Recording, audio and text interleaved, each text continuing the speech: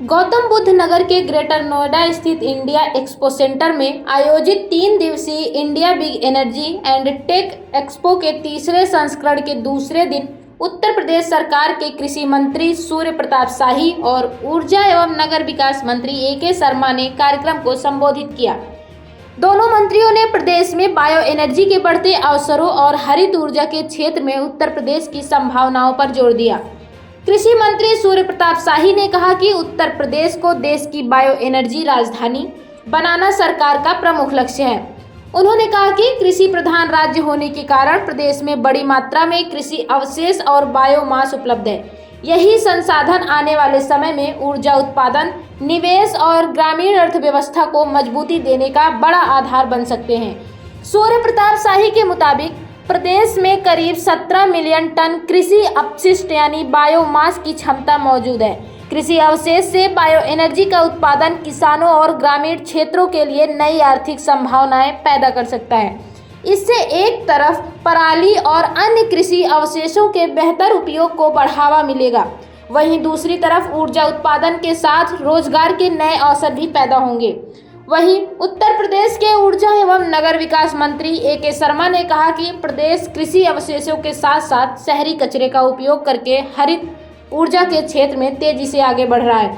उन्होंने बताया कि उत्तर प्रदेश में हर साल करीब 6 करोड़ टन कृषि अवशेष यानी लगभग 2 लाख टन प्रतिदिन उपलब्ध होते हैं। इसके अलावा शहरों के करीब 15,000 टन प्रतिदिन कचरा निकलता है, जिसका उपयोग ऊर्जा उत्पादन में किया जा सकता है। ए.के. शर्मा ने कहा कि वर्ष 2022 की बायो एनर्जी नीति के प्रभावी क्रियान्वयन के चलते उत्तर प्रदेश कंप्रेस्ड बायोगैस यानी CBG उत्पादन के क्षेत्र में देश में अग्रणी बनकर उभरा है। सरकार का लक्ष्य कृषि अवशेष और शहरी कचरे को संसाधन में बदलकर स्वच्छ ऊर्जा को बढ़ावा देना है। कार्यक्रम में ऊर्जा एवं अतिरिक्त ऊर्जा स्रोत राज्य मंत्री कैलाश सिंह राजपूत समेत ऊर्जा और तकनीकी क्षेत्र से जुड़े कई प्रतिनिधि मौजूद रहे। एक्सपो के जरिए बायो एनर्जी, CBG, हरित ऊर्जा और आधुनिक तकनीकी के क्षेत्र में निवेश की संभावनाओं पर भी चर्चा हुई। कुल मिलाकर ग्रेटर नोएडा में आयोजित इस एक्सपो से उत्तर प्रदेश की उस रणनीति की तस्वीर सामने आई जिसमें कृषि अवशेष और कचरे को समस्या नहीं बल्कि ऊर्जा, निवेश और रोजगार के अवसर के रूप में देखा जा रहा है। शहरों को अर्बन वेस्ट, क्योंकि मैं अर्बन डेवलपमेंट मिनिस्टर भी हूँ, तो हमारे शहरों को हम कैसे स्वच्छ रखें, इसका ये एक बहुत बड़ा चुनौती है, बहुत बड़ा चैलेंज है मित्रों। कूड़े के पहाड़ इकट्ठे होते जा रहे हैं। अभी हम खाली लखनऊ की बात करें, यहाँ नज़दीक में गाजियाबाद की करें, आपके दिल्ली का कितना बड़ा पहाड़ गाजीपुर में खड़ा है, आप लोग आते जाते देखते होंगे। हमारे लखनऊ में 20 लाख टन कूड़े का पहाड़ हमको विरासत में मिला था जब मैं मंत्री बना 2022 में, तो और 20 एक जगह और 6-7 लाख टन एक जगह, उसे हमने प्रोसेस करके हमने प्रेरणा स्थल बना दिया, हमने सुंदर जगहें बना दी। लेकिन इसमें आपकी का पार्टिसिपेशन बहुत आवश्यक है और इसीलिए मैं अपने देश के यशस्वी प्रधानमंत्री माननीय मोदी जी को पहले धन्यवाद करूँगा कि देश को उन्होंने एक ये रास्ता दिखाया, ग्रीन एनर्जी, क्लीन एनर्जी का उन्होंने रास्ता दिखाया है। उसके चलते हम लोग आज हम और आप इस राह पे चल रहे हैं। आप सभी को मैं आमंत्रित करता हूँ, कल भी हमने आमंत्रित किया था कि आप आइए उत्तर प्रदेश। और एक और अच्छी बात मैं देख रहा हूँ कि कल माननीय कृषि मंत्री जी शाही साहब को मैं बताना चाहूँगा कि कल से भी ज़्यादा लोग इस हाल में बैठे हुए, कल भी मैं इसी हाल में था। आपका इंटरेस्ट देख करके आपका, और मैं देख रहा हूँ कि हम लोग लगभग 1 घंटे से आपको थकाए जा रहे हैं बोल के, लेकिन कोई भी आप में से एक भी आदमी इधर उधर होता हुआ दिख नहीं रहा है। संजय बंदोपाध्याय जी का नाम मैं लेना भूल गया, हमारे IAS में बैचमेट भी रहे हैं और अब इस क्षेत्र में बहुत अच्छा काम कर रहे हैं। लेकिन आपका कमिटमेंट गजब का है और उस कमिटमेंट में हमारा कमिटमेंट भी मित्रों शामिल है। आप कहा था कि हम परिवर्तन लाएंगे। 2017 से लेकर के 26 के बीच जो हमारी ऐतिहासिक जो हमारी अचीवमेंट है, हमारी उपलब्धियां हैं, यह देश को एक मजबूत ताकत के रूप में आज वो ताकत प्रदान कर रही है। और इसलिए मैं ये मानता हूं कि आज कृषि क्षेत्र के भीतर जो हमारे प्रदेश के भीतर संभावनाएं हैं, हम लोगों ने प्रोडक्टिविटी भी बढ़ाई है, प्रोडक्शन भी बढ़ाए हैं, हमने अपने कल्टीवेटेबल एरिया को भी बढ़ाया है, हमने फसल की सघनता को भी बढ़ाई है। 165 लाख हेक्टेयर की जगह पर हम लगभग 300 लाख हेक्टेयर के भीतर खेती कर रहे हैं। तीनों क्रॉप हम ले रहे हैं। हमारे यहाँ जायद की फसल को लोग भूल गए थे, लेकिन पिछले वर्षों में उत्तर प्रदेश के भीतर हमने एक नई शुरुआत किया। 1.25 लाख 1.5 लाख करोड़ से बढ़ाकर लाख हेक्टेयर से बढ़ा करके, और हम लोगों ने ये प्रयास किया है कि 15 लाख हेक्टेयर के करीब हमारे आज जायद की फसल भी गई है। इंटरक्रॉपिंग भी कर रहे हैं गन्ने के भीतर, और इन सब चीज़ों का जो अवशेष होगा वो आपके रॉ मटेरियल के रूप में इस्तेमाल किया जाना है। और इसलिए कितना बड़ा संभावना और कितना असीमित क्षेत्र है उत्तर प्रदेश का, कि मैं चाहूँगा कि जिस तरीके से आज आप सबने और कल भी आपने एमओयू किए, और अभी तक जो कंप्रेस्ड बायोगैस 89 इथेनॉल के हमारे कारखाने आज चलते हैं उत्तर प्रदेश के भीतर। सबसे ज़्यादा, जैसा मैंने कहा, इथेनॉल उत्तर प्रदेश बनाता है। और अभी E20 की चर्चा हो रही है, और E20 की चर्चा में पार्लियामेंट के भीतर वो चर्चा नहीं करना चाहते। शोर शराबे और हंगामे के बीच में अच्छी बातें भी दब जाएं और सरकार की उपलब्धियां न जाने पाए, एक नया ट्रेंड इस अपोजिशन ने ले लिया है। मैं 4-5 दिन पहले देख रहा था कि जब श्रद्धेय अटल बिहारी वाजपेयी जी की सरकार के बाद, क्योंकि मुझे बहुत स्मरण है मुझे कि इथेनॉल के ब्लेंडिंग प्रयोग उसके टेस्टिंग का काम श्रद्धेय अटल बिहारी वाजपेयी। कृषि क्षेत्र अब सिर्फ उत्पादन का क्षेत्र नहीं रह गया है। प्रोसेसिंग, वैल्यू एडिशन, और साथ साथ में फसल अवशेषों को किस तरीके से ऊर्जा में बदल करके, पहले से ही कहा जाता रहे कि खेती का कोई भी चीज बेकार नहीं जाता, उसका अपने खेतों में इस्तेमाल हो जाता है, या मनुष्य या पशुओं के आहार में उसका उपयोग हो जाता है। मैं धन्यवाद देना चाहता हूं कि आपने इस महत्वपूर्ण संसाधनों पर आधारित, और जिसमें उत्तर प्रदेश के पास ये अकूत संसाधन है, जिनका सदुपयोग करके हम कैसे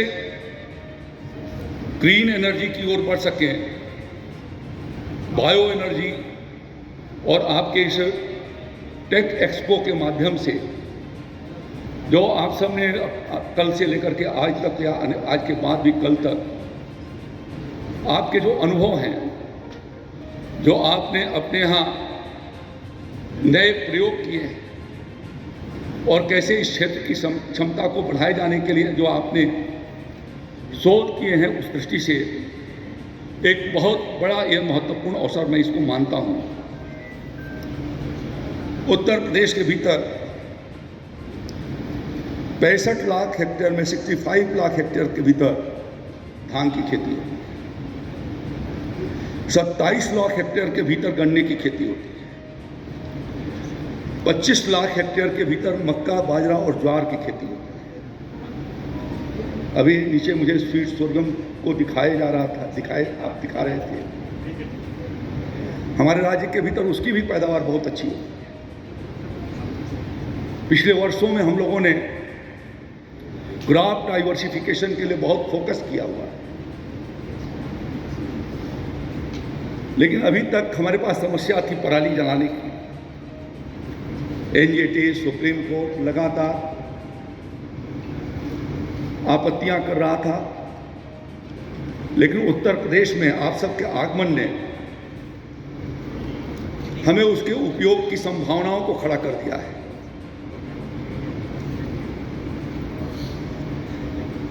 राज्य के भीतर हमारी 123 चीनी मिलें काम करती हैं। देश में सर्वाधिक खाद्यान्न उत्पादन करने वाला राज्य उत्तर प्रदेश है। सबसे ज़्यादा चीनी पैदा करने वाला राज्य उत्तर प्रदेश है। सर्वाधिक गन्ना उत्पादन करने वाला राज्य उत्तर प्रदेश है। सर्वाधिक इथेनॉल पैदा करने वाला राज्य उत्तर प्रदेश है। और अगले दिनों में, जैसा आज ही आपके अपने प्रेजेंटेशन में आया, कि कंप्रेस्ड बायोगैस में भी हम देश में सर्वाधिक उत्पादन कर रहे हैं। ये बदलता हुआ उत्तर प्रदेश की तस्वीर है।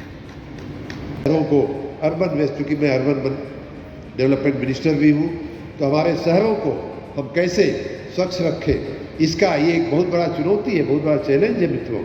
कूड़े के पहाड़ इकट्ठे होते जा रहे हैं। अभी हम खाली लखनऊ की बात करें, यहाँ नज़दीक में गाजियाबाद की करें, आपके दिल्ली का कितना बड़ा पहाड़ गाजीपुर में खड़ा है, आप लोग आते जाते देखते होंगे। हमारे लखनऊ में 20 लाख टन कूड़े का पहाड़ हमको विरासत में मिला था जब मैं मंत्री बना 2022 में। तो और 20 एक जगह और 6-7 लाख टन एक जगह, उसे हमने प्रोसेस करके हमने प्रेरणा स्थल बना दिया, हमने सुंदर जगहें बना दी। लेकिन इसमें आपकी का पार्टिसिपेशन बहुत आवश्यक है। और इसीलिए मैं अपने देश के यशस्वी प्रधानमंत्री माननीय मोदी जी को पहले धन्यवाद करूँगा कि देश को उन्होंने एक ये रास्ता दिखाया, ग्रीन एनर्जी, क्लीन एनर्जी का उन्होंने रास्ता दिखाया है। उसके चलते हम लोग आज हम और आप इस राह पे चल रहे हैं। आप सभी को मैं आमंत्रित करता हूँ, कल भी हमने आमंत्रित किया था कि आप आइए उत्तर प्रदेश। और एक और अच्छी बात मैं देख रहा हूँ कि कल माननीय कृषि मंत्री जी साहब को मैं बताना चाहूँगा कि कल से भी ज़्यादा लोग इस हाल में बैठे हुए, कल भी मैं इसी हाल में था। आपका इंटरेस्ट देख करके आपका, और मैं देख रहा हूँ कि हम लोग लगभग 1 घंटे से आपको थकाए जा रहे हैं बोल के, लेकिन कोई भी आप में से एक भी आदमी इधर उधर होता हुआ दिख नहीं रहा है। संजय बंदोपाध्याय जी का नाम मैं लेना भूल गया, हमारे IAS में बैचमेट भी रहे हैं और अब इस क्षेत्र में बहुत अच्छा काम कर रहे हैं। लेकिन आपका कमिटमेंट गजब का है और उस कमिटमेंट में हमारा कमिटमेंट भी मित्रों शामिल है। आप जहाँ भी कहोगे वहाँ हम आपके साथ। या नोएडा के भीतर super computer, mega data centre, semiconductor, chips की चर्चा होती रही है। वहाँ पर आपने फसल और शिष्ट को किस तरीके से ऊर्जा में बदला जाए, इस महत्वपूर्ण भूमिका के लिए आपने जो 3 दिवसीय सेमिनार किया और आप देश और दुनिया के विभिन्न कोनों से पधारे, इसके लिए मैं आप सबका स्वागत करता हूं, अभिनंदन करता हूं। यह आज का जो विषय है बायो एनर्जी का, ये कृषि क्षेत्र के स्वर्णिम विकास का एक आधारशिला रखी जा रही है। मैं धन्यवाद देना चाहता हूं A.K. शर्मा साहब को, आशीष गोयल जी को, जिन्होंने प्रधानमंत्री मोदी जी के मार्गदर्शन में और उत्तर प्रदेश के मुख्यमंत्री योगी आदित्यनाथ जी के संकल्प से ग्रीन एनर्जी के क्षेत्र में आपने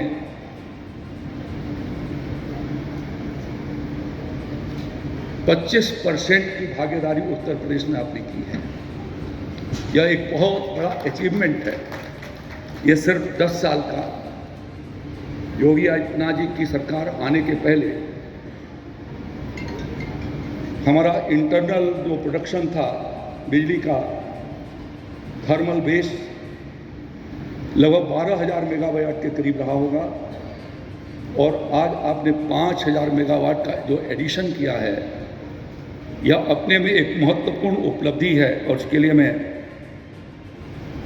प्रदेश के मुख्यमंत्री योगी जी को अपनी ओर से बधाई देता हूं, शुभकामनाएं देता हूं। या नोएडा के भीतर super computer, mega data centre, semiconductor, chips की चर्चा होती रही है। वहाँ पर आपने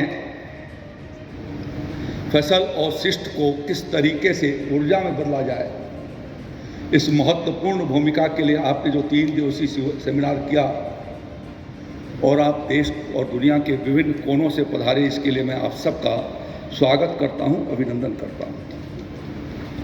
यह आज का जो विषय है बायो एनर्जी का, ये कृषि क्षेत्र के स्वर्णिम विकास का एक आधारशिला रखी जा रही है। मैं धन्यवाद देना चाहता हूं ए.के. शर्मा साहब को, आशीष गोयल जी को, जिन्होंने प्रधानमंत्री मोदी जी के मार्गदर्शन में और उत्तर प्रदेश के मुख्यमंत्री योगी आदित्यनाथ जी के संकल्प से ग्रीन एनर्जी के क्षेत्र में आपने